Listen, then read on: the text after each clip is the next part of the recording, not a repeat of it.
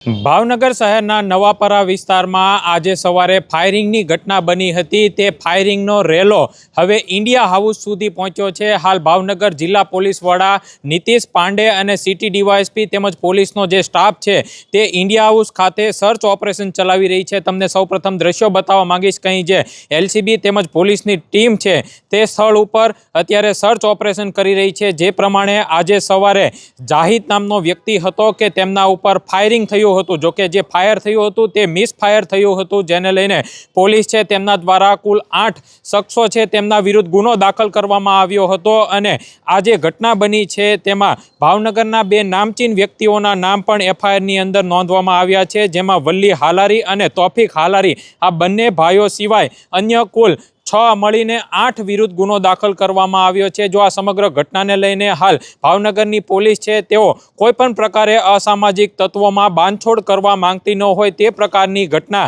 હાલ જોવા મળી રહી છે। તમને ફરી એક વખત આજે મકાન આવેલું છે ઇન્ડિયા હાઉસ કે જ્યાં જિલ્લા પોલીસ વડા દ્વારા હાલ સર્ચ ઓપરેશન ચલાવવામાં આવી રહ્યું છે। તમને નજીકથી પણ દ્રશ્યો બતાવવાનો પ્રયાસ કરીશ, કારણ કે જે ઘટના બની હતી તે શહેરનો નવાપરા વિસ્તાર છે અને જ્યાં તપાસ ચાલી રહી છે તે સાંઢિયાવાડ વિસ્તાર છે।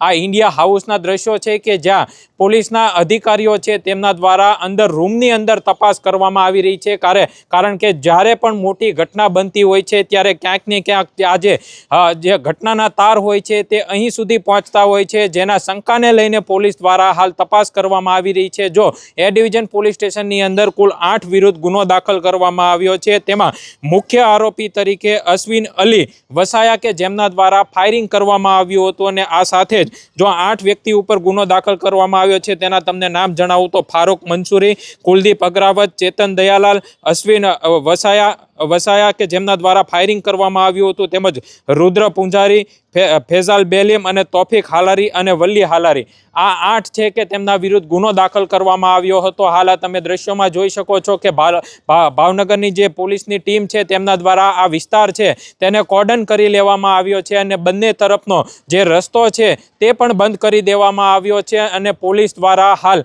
સર્ચ ઓપરેશન ચલાવવામાં આવી રહ્યું છે। જે પ્રમાણે આજે ઇન્ડિયા હાઉસ આવેલું છે કે જ્યાં નામચીન વ્યક્તિ એટલે કે ઉબેદ શેખ નામનો વ્યક્તિ છે કે તેમના ઘરની અંદર હાલ પોલીસ દ્વારા આજે ઇન્વેસ્ટિગેશન કરવામાં આવી રહ્યું છે। જો ભાવનગરની અંદર અનેક વખત જે ગેરકાયદેસર પ્રવૃત્તિઓ અથવા તો આ જે પ્રમાણેની ફાયરિંગ તેમજ અન્ય મારામારીની ઘટનાઓ સામે આવતી હોય છે, પરંતુ ભાવનગરના જિલ્લા પોલીસ વડા હવે આ પ્રકારની જે ગુંડાગર્દી અથવા તો દાદાગીરી ચલાવવાના મૂડમાં ન હોય તે પ્રકારના દ્રશ્યો જોવા મળી રહ્યા છે। આ એસપીની ગાડી છે અને તેમના દ્વારા અત્યારે જે આ મકાન આવેલું છે ઇન્ડિયા હાઉસ ત્યાં તપાસ કરવામાં આવી રહી છે। જો આ પ્રમાણે ભાવનગરની અંદર ગુંડાગર્દી બેફામ થતી હોય તો પોલીસની પણ જવાબદારી બનતી હોય છે કે જે આવા વ્યક્તિઓ હોય છે તેને અટકાવવામાં આવે। જો આજે સવારે જે ફાયરિંગની ઘટના બની છે તે રિવોલ્વર ક્યાંથી આવી, કોની પાસે રિવોલ્વર હતી અથવા તો જો રિવોલ્વર હતી તો તેમનું લાયસન્સ હતું કે નહીં, કારણ કે આ પ્રમાણેની જે ઘટના બની છે તેમાં જાહિદ નામનો વ્યક્તિ હતો કે જે 2 રાઉન્ડ